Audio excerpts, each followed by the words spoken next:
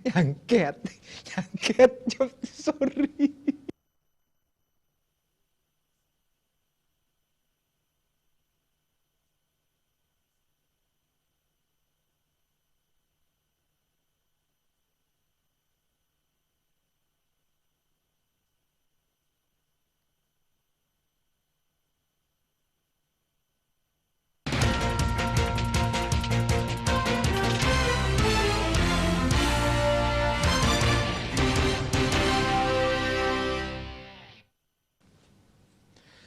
Salam Indonesia, Anda menyaksikan berita terkini bersama saya, Made Sukadana Karang. Pemirsa, belum semua objek wisata di Kabupaten Bangli dipasangi aplikasi Peduli Lindungi.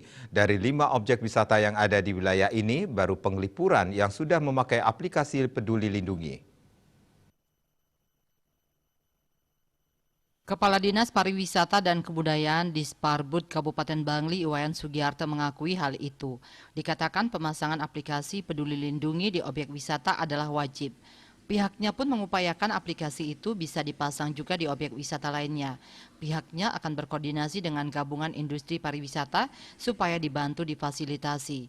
Humas Gugus Tugas Percepatan Penanggulangan COVID-19 Kabupaten Bangli Iwayan Dirgayusa mengatakan, sesuai instruksi Mendagri terbaru, semua fasilitas umum diwajibkan dipasangi aplikasi Peduli Lindungi.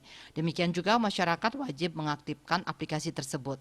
Menurutnya, aplikasi Peduli Lindungi bermanfaat dan bisa menjadi dasar untuk mempermudah tracing jika ada kasus COVID di suatu tempat.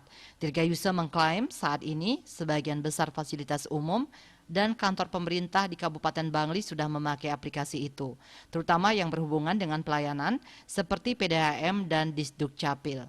Di lingkungan Sekretariat Pemkab juga sudah terpasang, namun masih ada juga beberapa yang belum. Namun diakui pengaplikasiannya belum optimal. Karenanya pihaknya akan meningkatkan pengawasan pemakaian aplikasi tersebut. Dayu Swasrina, Bali Post melaporkan.